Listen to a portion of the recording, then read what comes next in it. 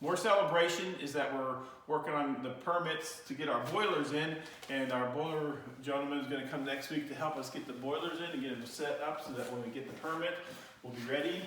Look at these steps. Aren't they beautiful? This room, we got the carpet ordered. We'll be installing it once we get all the mess cleaned up. If you know anybody that can install vinyl flooring, we have vinyl flooring that we need to get in our 2 cabins, and I'm still looking for somebody that is able to do that. And then the other thing that we're celebrating is that our fire extinguisher company, Firefighters, is coming out tomorrow. They're looking at getting us our fire suppression system hooked up to our water line, and Bob Barber's Construction is actually got us the parts today and going to come out next week to finish hooking up the water line to the city water. So we're getting so close. We need to have this hooked up, we need to have this hooked up, we need to have that hooked up, we need to get the bathrooms done.